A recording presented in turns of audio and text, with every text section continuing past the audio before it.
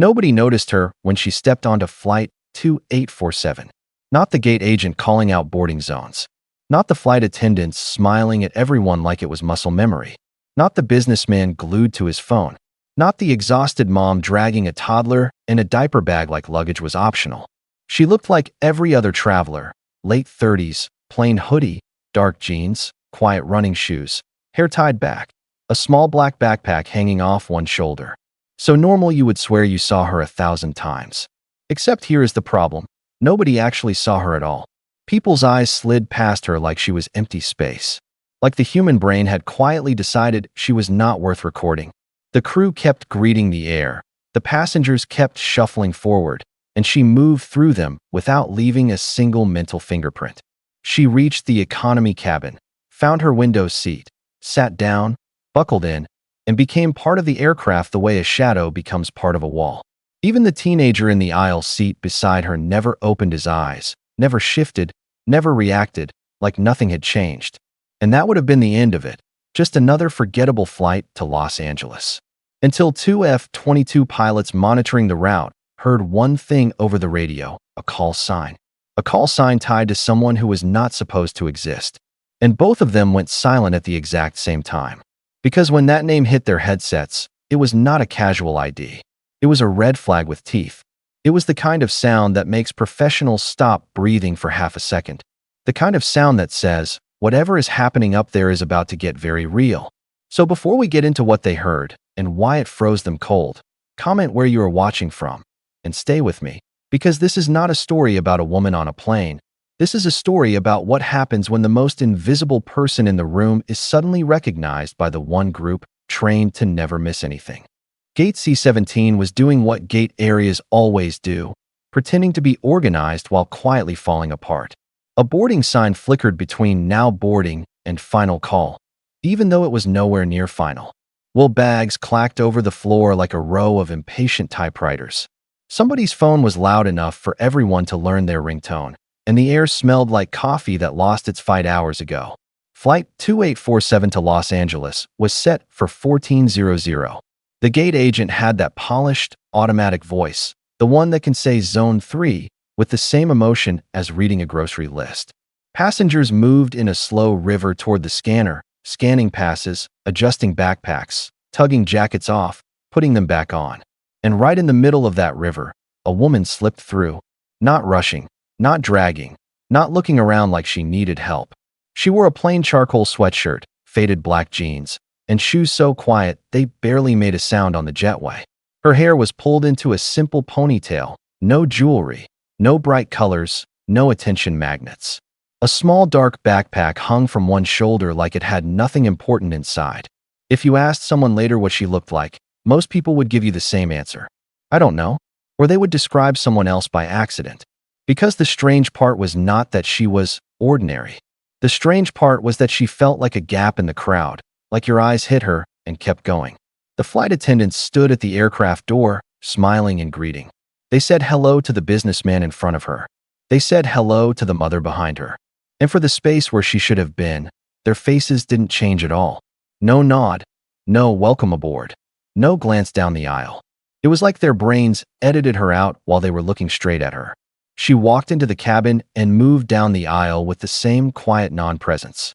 Rows of passengers wrestled with overhead bins, argued politely over who gets the armrest, squeezed past knees, dropped headphones, picked them up again. And she drifted through all of it without pulling a single pair of eyes. She reached her row, a window seat in the back half of the plane. A teenage boy in the aisle seat was already leaning into his headphones, eyes closed, like the world had been muted on purpose. The middle seat was empty. She slid into the window seat in one smooth motion, tucked her bag under the seat in front of her, clicked the belt, and folded her hands in her lap. The cabin kept filling, the crew kept moving. They helped someone with a suitcase 2 rows ahead, joked with a couple 2 rows behind, checked bins, checked seatbelts, pointed out exits. And they passed her row again and again like that window seat was occupied by air. She didn't fidget, didn't sigh, didn't check a phone. She just sat there, perfectly still, breathing slow and even, fully present, but somehow absent from everyone's attention. And if this was your first time hearing about her, You would think it's luck. You would think it's just how crowds work. People miss details. But what you're about to learn is that this wasn't luck at all. It was design. This kind of invisibility is not magic, and it is not an accident. It is a skill, built the hard way, the same way you build calluses, one brutal day at a time. On the passenger list, she showed up as Lena Carter. A clean name, clean documents, clean history, the kind of identity that glides through airports without friction. But Lena Carter was just today's mask. One of many. She had more versions of herself than most people have passwords, and each one was parked inside a different system for a different reason. Her real name, the one she was born with, was known by a tiny circle of people. Not people in the government, in some vague movie way. I mean a handful of decision makers so high up that even the labels on their files have labels. And if you are wondering why a person like that is sitting in economy like everyone else, that is the point. She prefers it there. Commercial flights are messy, unpredictable, full of human noise. And that chaos is perfect cover when you know how to use it. Years ago, she went through a program that does not exist on any map. Not because it is secret like a hidden cabin. Secret like it is not supposed to be imagined at all. The place did not have a sign, it had rules. The organization running it did not advertise, it erased. The training was 3 years long. And almost everyone failed. Not because they were weak, but because the human mind has limits. Most people cannot teach their body to be calm when everything inside them screams to be noticed. She learned how to control the smallest things. Breathing, timing, posture, micro movements. The tiny shifts that the human brain uses to decide, that person matters, pay attention. She learned how attention actually works, not the polite version, the real version. How people scan a room and filter out anything that does not look like a problem, a prize, or a distraction. She trained herself to live inside that filter, right in the blind spot of human awareness. No gadgets, no invisibility cloak, no special glasses. Just discipline so precise it feels unfair. To the average person, she is forgettable. To someone trained in perception, she is an engineered absence. She finished that program 14 years ago. Since then, she has moved through places most people only see on headlines. She has walked through hostile facilities where one wrong step would not just get her killed, it would pull a thread that unravels bigger operations. She has sat across from dangerous people who were actively hunting threats and still never registered as one. She has slipped onto planes, trains, ships, and into secure zones that were locked down tight. And she did it the same way smoke slips through a cracked door. And now, after a job near Washington that ended 72 hours ago, she was doing something almost boring. Going home. She could have called in a military transport. She could have requested a secure route with a protective bubble around her. But she avoided those options unless she had to. Official channels come with paperwork, watchers, and assumptions. A crowded airport comes with noise, and noise is where she disappears best. Even at the security checkpoint earlier, she passed through like she belonged to the background. The officer checked her ID, the machine beeped, the line moved, and 5 minutes later, that same officer would not have been able to pick her face out of a lineup. Not because he was careless, because she was trained to be missed. Which brings us back to her seat on that plane. Because while everyone else treated the safety briefing like annoying background music, she watched it like a professional watching a tool demonstration. Exits, latches, oxygen masks, angles, distances, timing. Not fear, habit. Not nerves, readiness. And the scary part is this. A person like her does not travel quietly for fun. If she is on a normal flight, there is always a reason, even if the reason is simply to stay sharp. And when you combine that with a call sign that can freeze fighter pilots mid-sentence, you start to realize this flight was never going to stay normal. The cabin settled into that familiar pre-takeoff rhythm. Seatbelts clicking, vents turning, bags shoved under seats like people were hiding secrets instead of backpacks. A couple argued softly about who packed the chargers. Somebody opened a bag of snacks that smelled like it had already lost a war. And up front, the flight attendants ran the safety demo with the same calm, practiced tone they had used 1,000 times. Most passengers barely looked up. A few nodded like they were being polite. Most stayed locked onto screens, headphones, or conversations that felt more important than the fact they were about to launch into the sky. But the woman at the window did not drift. She watched every part of it. Not like a nervous flyer counting exits. Like someone checking inventory. Her eyes moved in a slow pattern. Nearest exit, then the next one. The aisle width, the seat spacing, the crew positions, the door handles, and the direction they would swing. The way oxygen masks dropped, the time it would take before panic spread. Even the location of the emergency cards, because information is a weapon if you know how to use it. And here is the thing most people never notice. A plane is not one space, it is layers of space. The public layer where everyone is allowed to exist. The crew layer where rules get enforced. And the cockpit layer where nobody belongs unless a door opens or a disaster forces it. She sat still, but her attention was moving through those layers. Mapping them, measuring them, like she was quietly asking, if the world turns sideways in the next hour, what do I have to work with? Outside her row, the invisible effect kept holding. Flight attendants passed by, helping people in the rows around her, and never once let their gaze land. The teenager in the aisle seat kept his eyes closed. Even when she shifted slightly to adjust the belt, he did not react. Like her presence had been edited out of his reality. If you could have seen what she was thinking, it would not look dramatic. It would look like calm math. Distance, angles, timing, options. Because for someone like her, safety is not a feeling, it is a plan. And that plan mattered more than usual today. Because she was not coming back from a trip.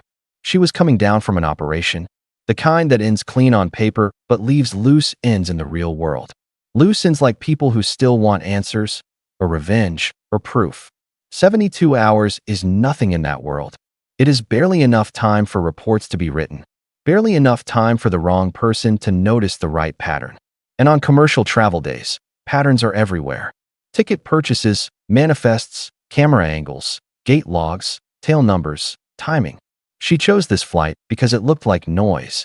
Because a full plane to Los Angeles is a crowd so large it becomes camouflage. But camouflage only works until something calls your name the wrong way. And as the last passengers squeezed into their seats, as the overhead bins snapped shut, as the cabin lights shifted, and the captain's voice rolled through the speakers with that calm, professional confidence. She felt it, a change that had nothing to do with turbulence. Not a sound, not a message, not a visible threat, just a subtle tightening in the air.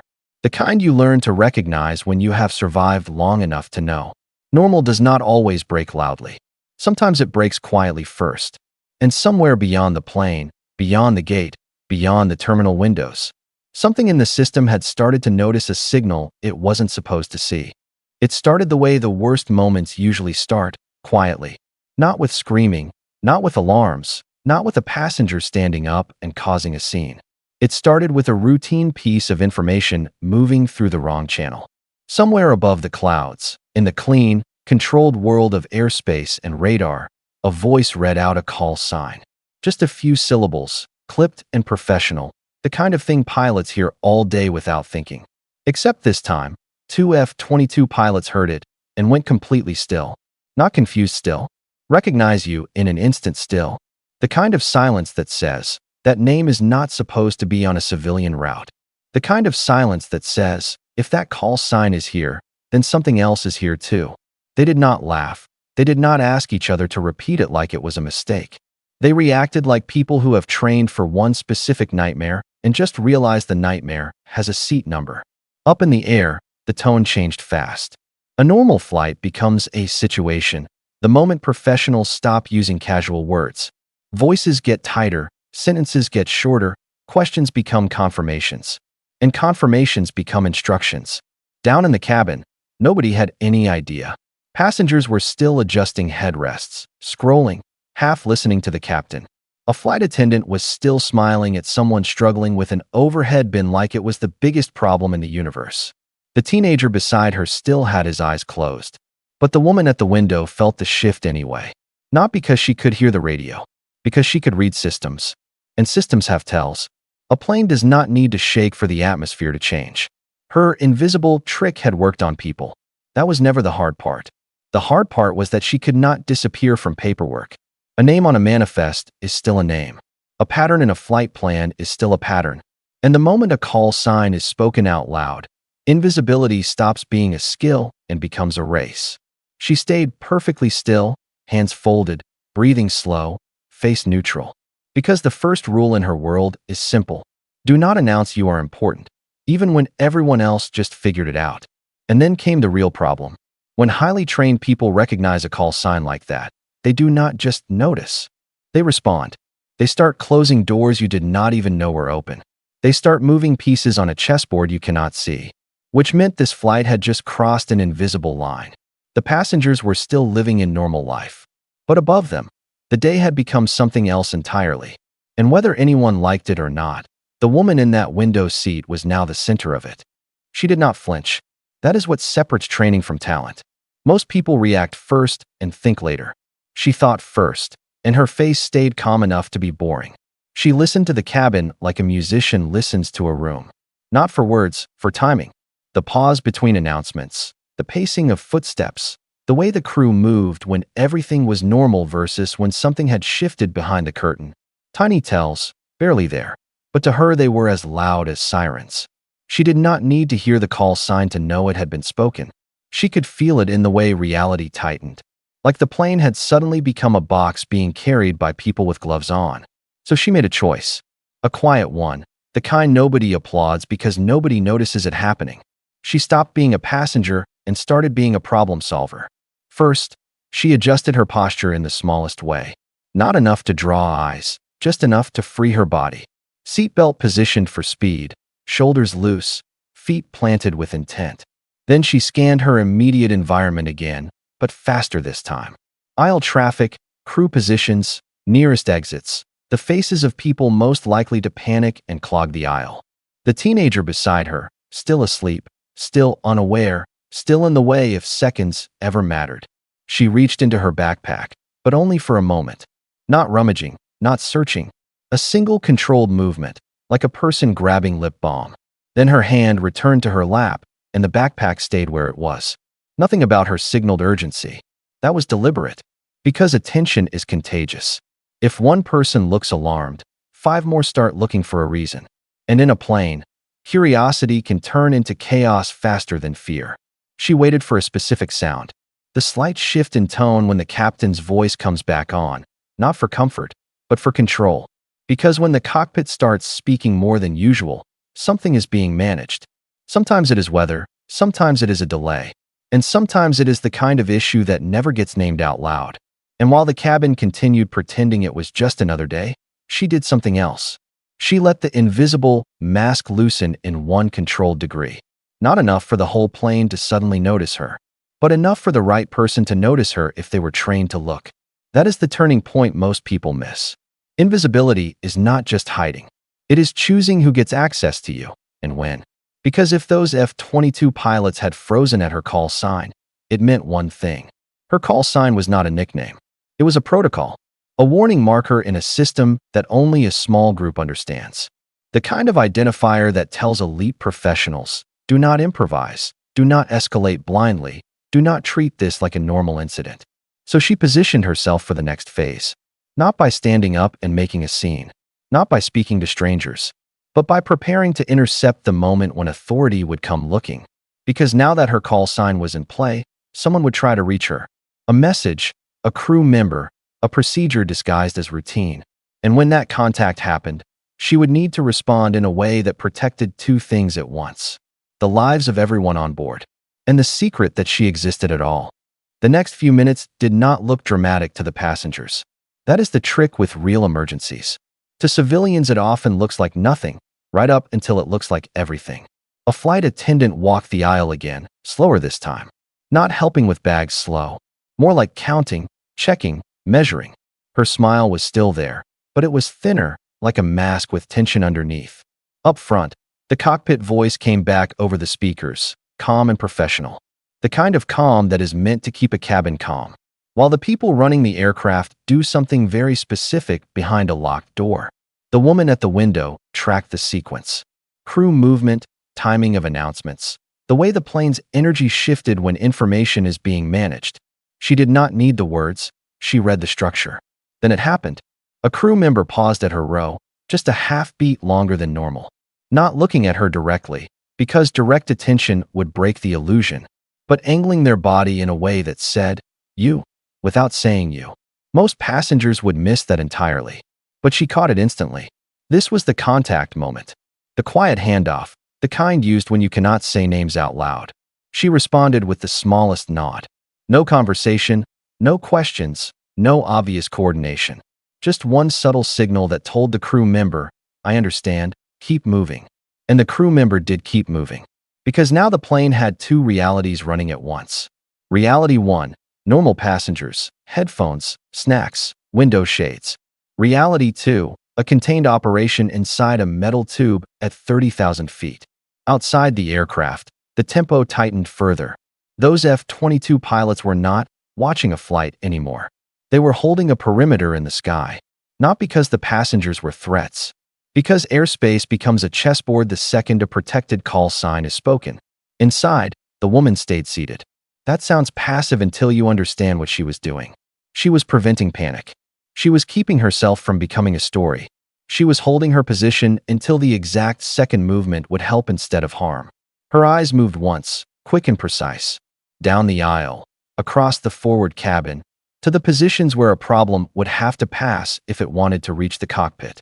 She cataloged faces without staring, hands without accusing, body language without guessing. Because guessing wastes time and time was the only currency that mattered now. The teenager beside her finally shifted, a sleepy adjustment. And even that mattered. Because in high-pressure moments, small disruptions can ripple into bigger ones. She adjusted her own posture again, just enough to create space. Not to be comfortable, to be ready. The plane kept moving through the sky like nothing had changed. But the woman knew the truth. The system had already reacted. Assets were already in motion. Protocols were already snapping into place. And somewhere ahead in the chain, someone was about to force the situation into the open. Because once the call sign is recognized, there is no going back to normal. There is only containment, control, and a narrowing path toward the moment everything breaks into full view. Then the plane did the one thing every frequent flyer recognizes instantly. It changed its behavior. Not a sharp drop, not a screaming dive, just a subtle shift, the kind you feel in your teeth before you can explain it. Engine tone slightly different, a gentle bank that should not be happening on a straight cruise path. Seatbelt signs chiming on again, and that calm captain voice returning a little too fast, a little too rehearsed. "Ladies and gentlemen, we are making a small routing adjustment. Please remain seated." To the cabin, it sounded like weather. To her, it sounded like containment. Because outside, the invisible perimeter had tightened. Those two F-22 pilots were no longer just monitoring. They were positioned, like guards moving into place without ever stepping onto the floor. And when fighters move that way, it means the sky itself is being treated like a secured room. The woman at the window did not look out. She did not press her face to the glass like a curious passenger. She kept her gaze forward, calm, almost bored. Because looking too interested would make her visible to the wrong eyes. But she could sense it anyway. The pressure of attention closing in from outside. The reality that people with authority were now making decisions about this aircraft in real time, decisions that could escalate fast if handled badly. And then the cabin received its first true crack in the mask. A flight attendant moved with purpose, not service. Down the aisle, quick, controlled, scanning faces like they finally realized they had been missing something the whole time. Two crew members spoke to each other in low voices near the forward galley, shoulders angled inward, blocking sight lines. Passengers noticed the posture before they noticed the words, because humans always read body language first. A few heads lifted. A few phones paused mid-scroll. The teenager beside her finally opened his eyes and blinked like he was waking into the wrong movie. "What is going on?" he whispered, mostly to himself. She did not answer. She did not even look at him. Not because she was cold. Because the moment she engages, she becomes a landmark. And landmarks attract attention. The captain's voice came on again, shorter this time. "We need everyone to remain seated. Crew will be moving through the cabin. Thank you for your cooperation." That is when the cabin's normal world finally started to wobble. People do not panic when they hear, "Thank you." They panic when they hear structure. A man too rose up, asked a question too loud. Someone laughed nervously like laughter could cancel uncertainty. A woman clutched her armrest a little tighter. And like always, confusion began to spread in waves. The woman in the window seat watched it happen and made her move. Not dramatic, not sudden. Precise. She leaned slightly toward the aisle, just enough to be seen by the crew member approaching. Not by the passengers, by the professional I trained to catch the smallest signal. The crew member's gaze finally landed on her, and for half a second their face changed. Recognition, not of a passenger. Recognition of a category. The crew member did not say her name, did not say anything that could be repeated later. They only spoke a few neutral words, the kind that sound like routine. "Ma'am, could you come with me for a moment?" And that simple sentence was the edge of the cliff. Because if she stood up the wrong way, the cabin would notice. If she refused the wrong way, the cockpit would escalate. If she spoke too much, she would create a story that could not be erased. So she chose the narrow path. She rose calmly, like a passenger going to the restroom. She let the aisle swallow her without drawing a ripple. And as she moved forward, the entire aircraft felt like it was holding its breath. Up in the sky, two F-22 pilots stayed locked in position, listening for the one confirmation they needed. Not that she existed, they already knew that, but that she was in control. Because if she was not, then this flight was about to become a headline, and nobody on board would understand why until it was far too late. When the pressure finally eased, it did not release like a celebration. It released like a valve opening slowly, one careful turn at a time. No cheers, no applause, no dramatic reveal. Just the return of normal sounds, the soft hum of engines, the tiny coughs and throat clears people make when they realize they have been tense without admitting it. The crew's movement changed first. Less sharp, less urgent. They still walked with purpose, but the purpose had shifted from intercepting a threat to sealing the story back inside the plane. Two flight attendants spoke quietly near the galley, then nodded to each other like paperwork had just become the most important thing in the world. Passengers started doing what passengers always do when something weird happens and nobody explains it. They invented explanations. Probably turbulence, someone said. Maybe a medical situation, another guessed. I saw fighters outside. A man whispered like he was passing gossip in church. Half the row laughed at him, because it sounded too big to be true. Most people never even noticed the woman had left her seat. They noticed a crew member walking fast. They noticed an announcement. They noticed the plane banking. But the actual center of it all, the person who made professionals freeze, still did not stick in their minds. She returned to her row later in the same quiet way she had left. No rush, no visible stress, no sign she had just stepped into the hidden layer of this flight. She sat back down in the window seat and became background again. Hands folded, posture neutral, eyes calm. The teenager beside her looked at her for a second, like his brain was trying to decide if she had always been there. Then his attention slid away, confused, and he put his headphones back on like that could patch reality. Up front, the captain's voice came on one more time. "Thank you for your patience. We are back on course." That was all they gave the cabin. Because that is how this world works. The public gets comfort. The crew gets instructions. And the people who actually understand what happened speak in codes that sound like nothing. Somewhere beyond the aircraft, the response machinery began winding down. Fighter pilots do not escort a plane for fun, and they do not just forget a call sign that makes them go silent. But once the immediate risk passed, the focus shifted to containment. No dramatic landing announcement. No agents storming the aisle. No passenger videos going viral in real time. Just quiet coordination, quiet authority, the kind that leaves no fingerprints. And that is what made the aftermath so unsettling in its own way. Because everyone could feel something serious had happened, but nobody had enough pieces to explain it. They had a handful of sensations. A tone shift, a bank in the sky, a crew that suddenly moved like soldiers. And then it was over. The plane kept flying toward Los Angeles, full of people trying to pretend they were not rattled, while the woman at the window seat returned to the role she wore best. Not hero, not victim, not celebrity. Just another passenger. The kind nobody remembers. The kind the system is built to overlook. Except now, somewhere in the chain of professionals who had heard that call sign, there would be a record that could never be spoken out loud. A simple internal truth. She was here.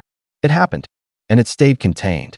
By the time the plane began its descent, the cabin had mostly talked itself back into normal. People do that. They will step around the unexplainable as long as the seatbelt sign turns off and the snacks keep coming. Out the window, the city spread out like a grid of lights and promises. The kind of view that makes passengers feel small in a comforting way. But for the woman in the window seat, it did not feel comforting. It felt familiar. 1,000 cities, 1,000 landings, 1,000 quiet endings to days nobody would ever understand. The teenager beside her yawned and stretched. He glanced at her again, just briefly, like his mind was still trying to remember when she arrived. Then he looked away, not rude, just unable to hold on to her, like trying to grab smoke with an open hand. That is the real cost of being trained to disappear. It is not just that strangers do not notice you. It is that attention becomes dangerous. And the safest life becomes the loneliest one. She did not check her phone. She did not smile at the jokes 2 rows ahead. She did not join the small talk that always appears when people smell the end of a flight. She sat still and listened. To the aircraft, to the breathing of the cabin, to the small human sounds that prove a crisis has passed. Because for her, peace is not a feeling, it is a condition you verify. When the wheels hit the runway, people clapped in that awkward way some flights get. More relief than celebration. A few passengers laughed, shoulders loosening, like they had been holding tension they did not want to admit. Someone said, "See, nothing happened." And that sentence landed like a stone. Nothing happened. That was the point. Nothing happened because the right people noticed the right signal at the right time. And because the person the signal belonged to did what she always does. She handled it without becoming a story.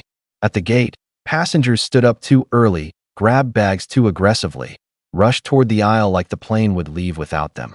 She waited, letting the crowd go first, letting the noise move ahead like a curtain.